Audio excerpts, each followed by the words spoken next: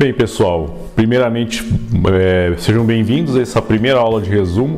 Espero que vocês tenham aproveitado a primeira aula do nosso curso de desenvolvimento web com JavaScript. Então, como eu falei para vocês, a gente vai vou lançar toda semana um vídeo com um resumo do conteúdo que a gente viu lá em laboratório na nossa aula, tá? Então, nessa primeira aula, eu mostrei para vocês, primeiro, qual era o propósito do curso, mostrei as ferramentas que nós vamos utilizar. E nós começamos a entrar no assunto de HTML. Então a gente entrou lá no assunto de HTML, mostrei para vocês como que é a estrutura de uma página HTML, mostrei para vocês como fazer algumas coisas básicas, trocar cor de texto, trocar cor de fundo, colocar uma imagem, né? Então hoje, o que eu vou fazer? Eu vou pegar aqueles exemplos que a gente fez lá, vou explicar eles novamente de forma bem rápida, então eu vou fazer um resumo aqui bem rápido, beleza? Até sábado na próxima aula.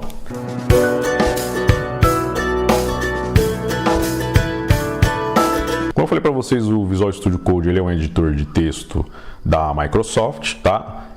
É um editor gratuito, nós só vamos trabalhar com ferramentas gratuitas nesse curso, repetindo mais uma vez. Nós vamos trabalhar com ferramentas gratuitas não porque elas são gratuitas, mas porque elas são as ferramentas que realmente são utilizadas no mercado de trabalho. Então, o Visual Studio Code, ou VS Code, né, como ele é apelidado, é um editor que é amplamente utilizado no mercado, né? E é por meio dele que a gente vai criar nossos códigos, HTML, CSS, JavaScript, beleza? A outra ferramenta que a gente vai precisar é do Node.js, tá? Neste primeiro momento do curso, nós vamos utilizar o Node.js só para instalar, né, o nosso servidor web, nosso container web, que eu vou falar novamente sobre ele já. Então, por hora eu não vou falar muito sobre o Node.js, abstraiam por enquanto, tá? Beleza? Mais para frente no curso a gente vai se aprofundar mais no Node.js. Bem, então esse é o link para você baixar o Visual Studio Code, eu vou deixar aí na descrição do vídeo. Aqui você tem a opção para baixar para Mac, para Windows, para Linux, seja lá qual for o seu sistema operacional. O Node também tem para as 3 plataformas. Eu recomendo que vocês baixem a versão LTS, Long Term Service, tá? Baixa ele e beleza. Bem, e aí, primeira coisa que você vai fazer é abrir o Visual Studio Code, o VS Code. Você vai vir em Arquivo, ou se o seu VS Code estiver em inglês, em File, e na opção abrir pasta, né? Ou Open Folder, se estiver aí no seu editor, se ele estiver em inglês. Ou aqui no painel também, se a primeira vez que você abrir, ele vai ter um botão aqui, Open Folder, tá? Então, eu vou lá abrir, e aí você vai escolher, né, a pasta, vai escolher um diretório, uma pasta no seu computador. Eu tenho essa pasta aqui chamada Workspace, e nela nós criamos, né, essa pasta Aula 01, que é a pasta dos códigos da nossa primeira aula. Então, eu vou clicar nela aqui, vou mandar abrir. Na verdade, já estava aberto no meu caso. Então aqui eu tenho os exemplos que nós fizemos lá na aula, tá? Então vamos dar uma resumida, vamos dar uma revisada. Então aqui, exemplo 1. Nesse exemplo 1 eu mostrei para vocês algumas coisas básicas. Primeiramente, como é a estrutura de uma página HTML. Então nós vimos que toda a página HTML ela começa com essa tag HTML, e como vocês podem perceber aqui, eu tenho uma tag de encerramento, tag de fechamento, que toda tag de fechamento ela começa com esse símbolo de menor e barra para a direita, né? Então, toda vez que você vê uma tag que começa com esse símbolo de menor e uma barra para a direita, significa que ela é uma tag de fechamento. Como assim tag de fechamento? Eu tenho a tag de abertura aqui da tag HTML e a tag de fechamento aqui da tag HTML. Isso significa o quê? Que todo o conteúdo que vai dentro da minha página web tem que estar dentro destas duas tags, tá? Então minha página, todo o conteúdo da página vem aqui dentro. Bem, a página é dividida em 2 seções básicas: o cabeçalho ou header, que a gente cria com a tag head.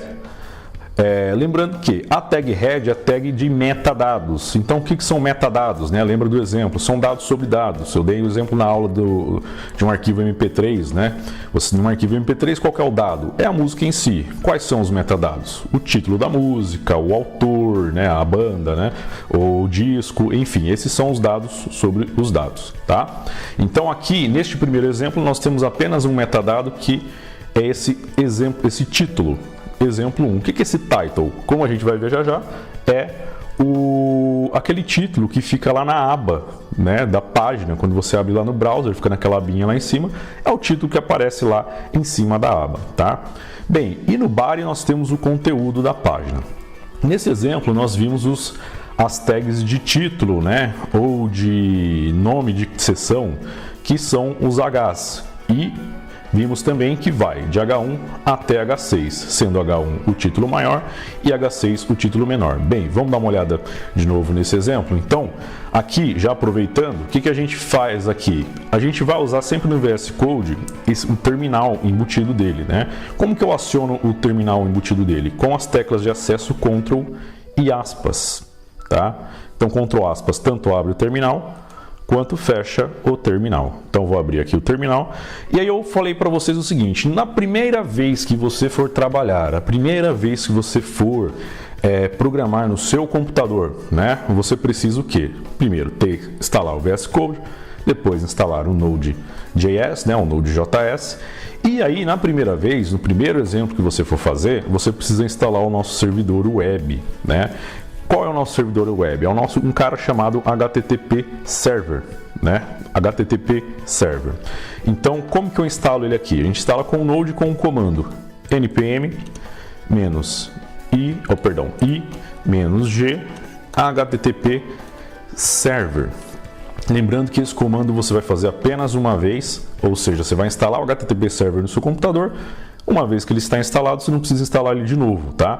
Se você trocar de computador, aí você precisa fazer isso de novo. Então, se chegou lá na aula que vem, tá numa máquina diferente, primeiro, o que você vai fazer? Primeira coisa que você vai fazer vou tentar rodar o servidor. Então, você vai rodar HTTP Server, né?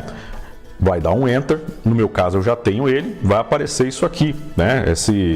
Esses endereços. Talvez lá na máquina no laboratório apareçam mais endereços, não se preocupa.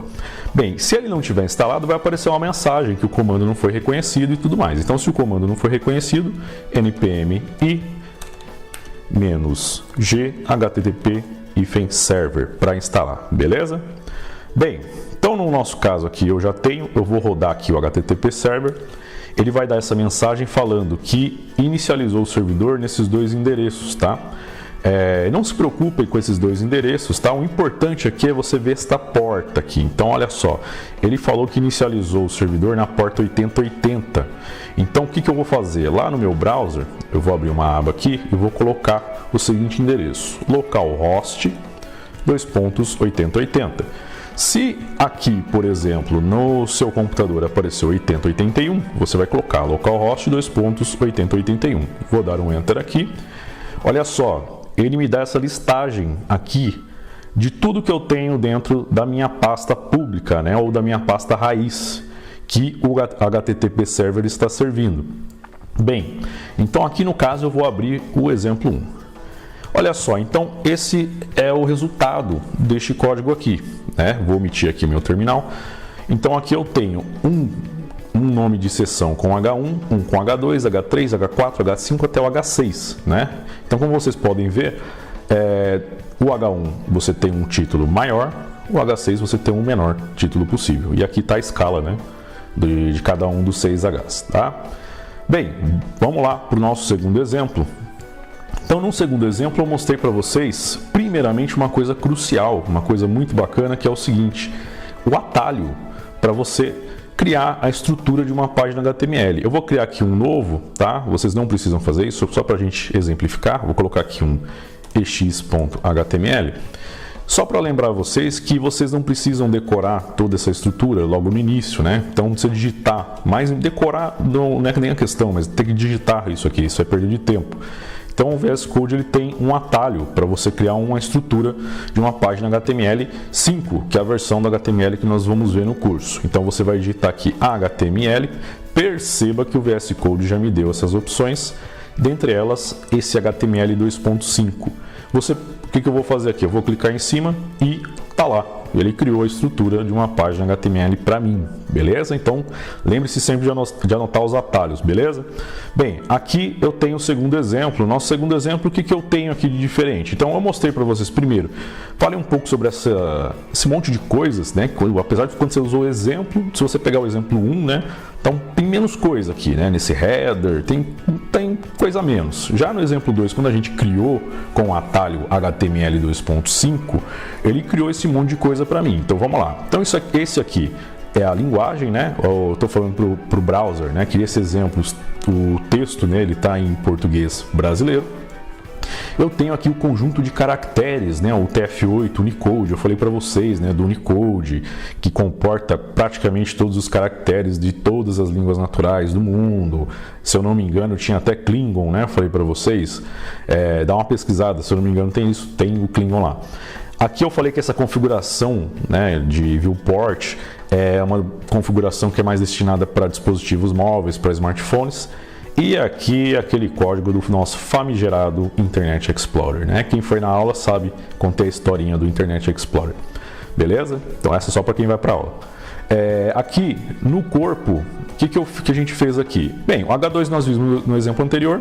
Eu mostrei para vocês a tag BR, que é a tag de pulo de linha. Então a tag break serve para você quebrar linha, pular linha. Então nós vimos que se você chegar aqui e ficar pulando linha aqui eternamente, isso aqui não vai dar em nada, não vai pular linha, né?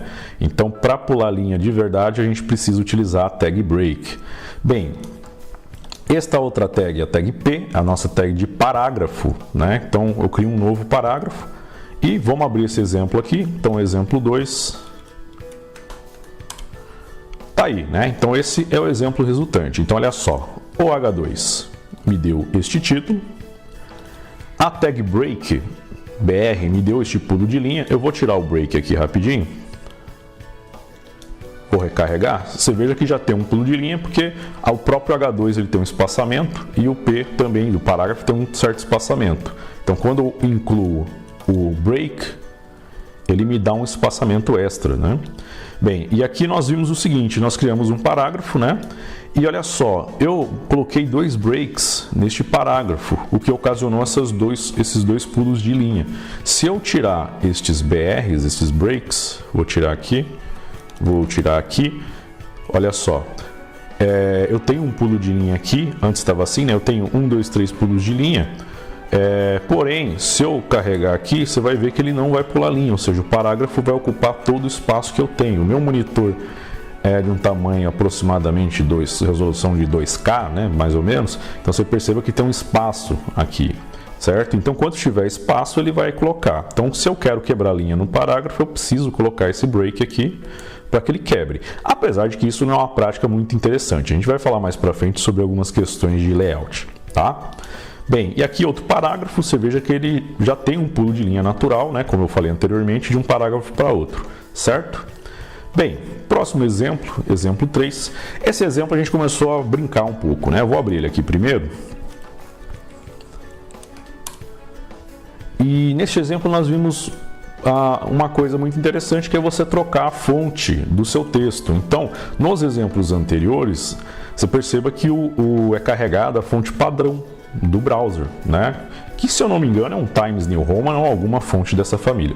Bem, então aqui nós vimos, né, no exemplo 3, como você utilizar fontes estilizadas. E a gente viu uma coisa a mais, que é você utilizar as fontes do Google, né, as fontes lá do Google APIs. Então aqui no meu exemplo, eu escolhi a Montserrat. Na aula, cada um escolheu lá uma fonte que te agradou.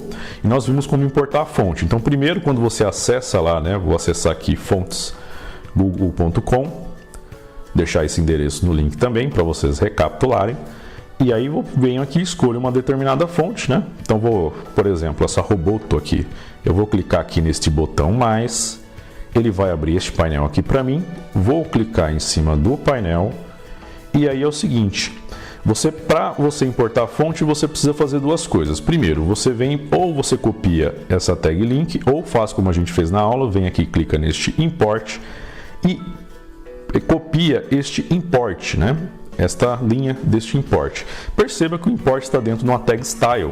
E no nosso exemplo nós temos essa tag style. Então, lembrando, a tag style é a tag de estilização, né? Aqui onde você vai colocar os estilos que você quer para a sua página. E a tag style ela fica dentro lá do nosso header, né? Do nosso cabeçalho, porque os estilos também são metadados lá da página, tá? Então aqui, o que eu faço? Quero trocar minha fonte, eu vou copiar esta linha deste import, vou vir aqui, vou substituir e beleza.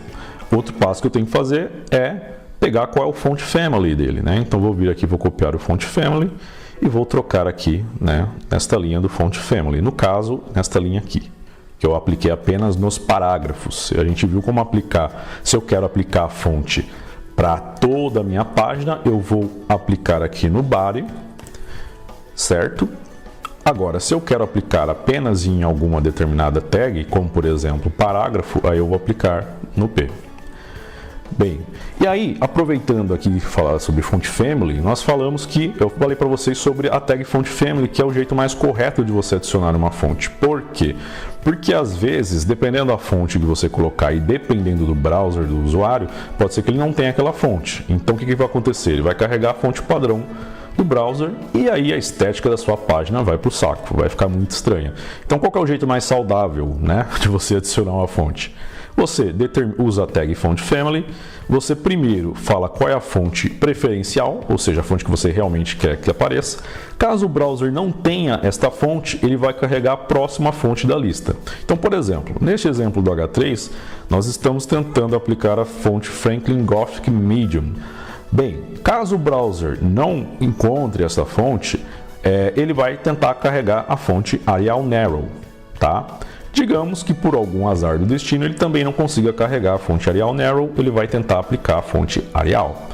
E se a zica for muito grande, ele não achar Arial, ele vai aplicar qualquer fonte da família sans serif. Então nós falamos na aula sobre as famílias, né?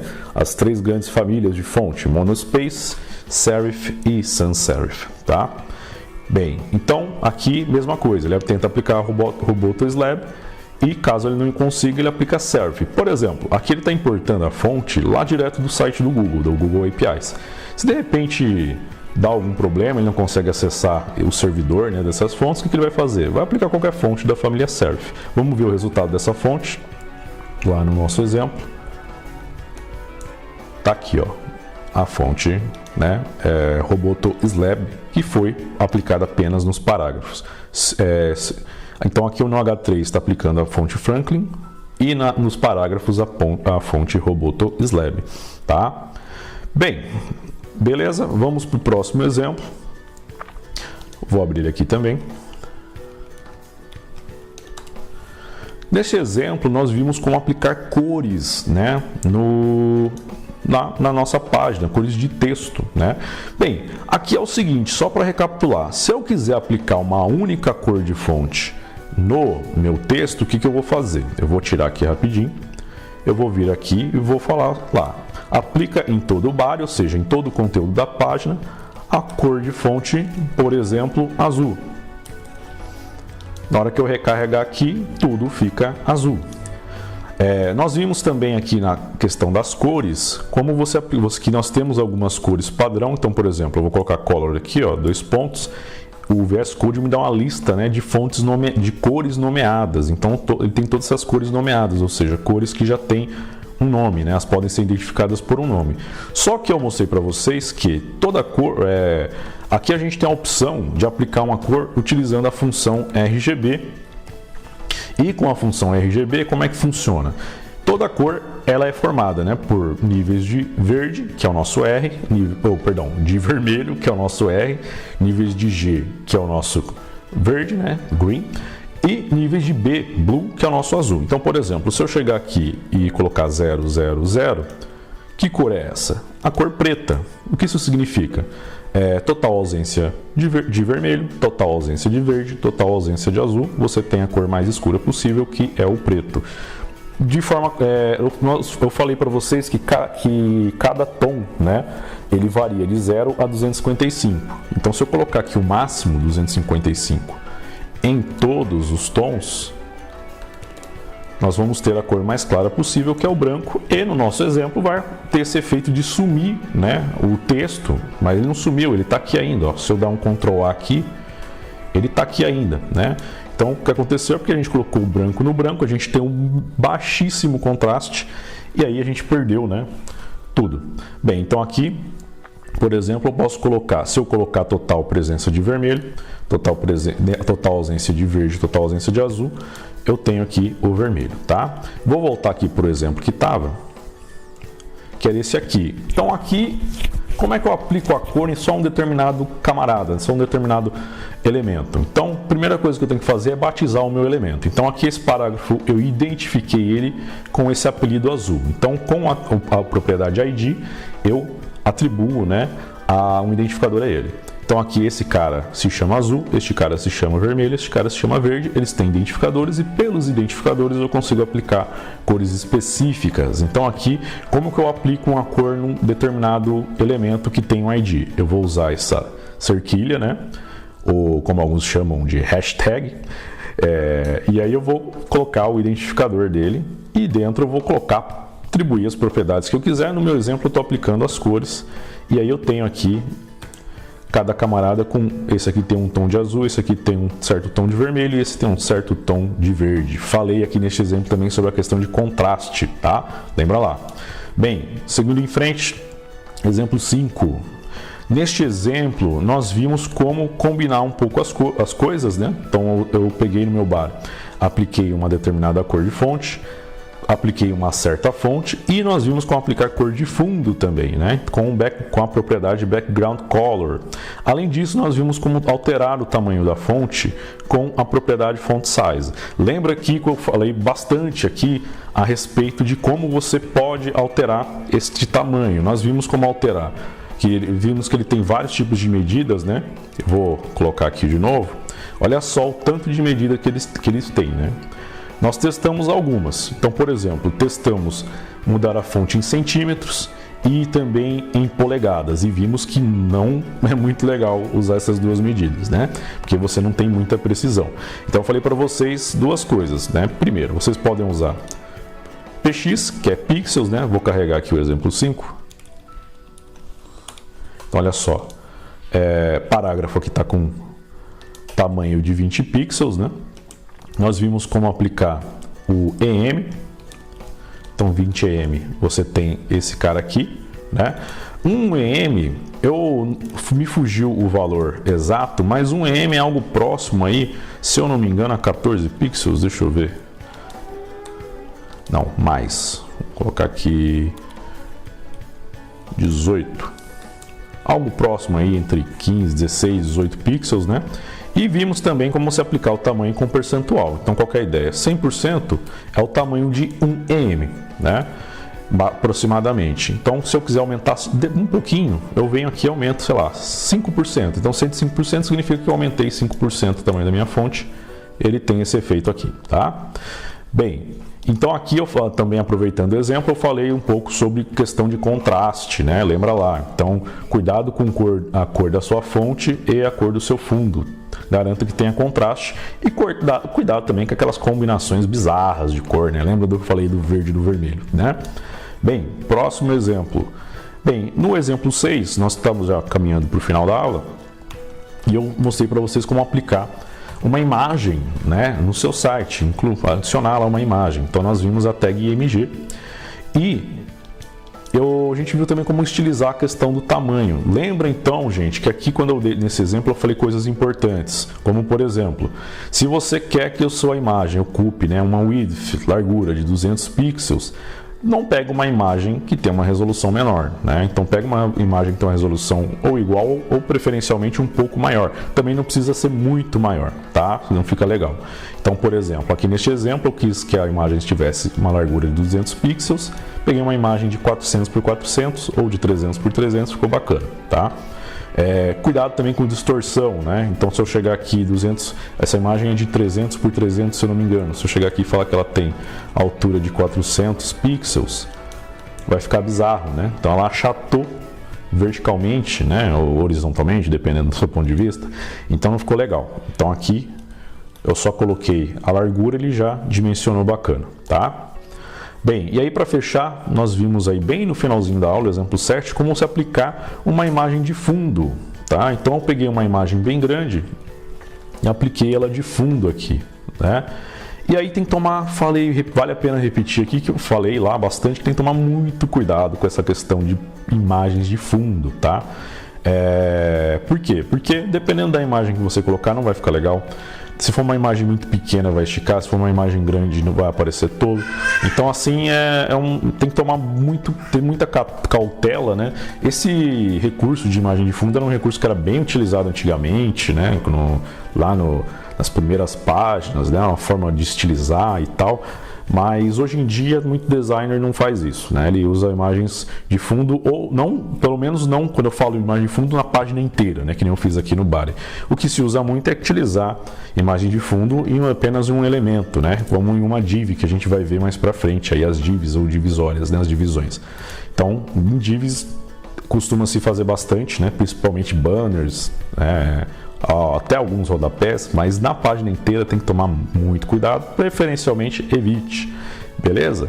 Bem, então esse foi o resumo do que a gente viu aí na nossa primeira aula, e aguardo vocês na próxima aula, quando começaremos a falar sobre CSS e também falar um pouco de layout e posicionamento, beleza? Então até a próxima.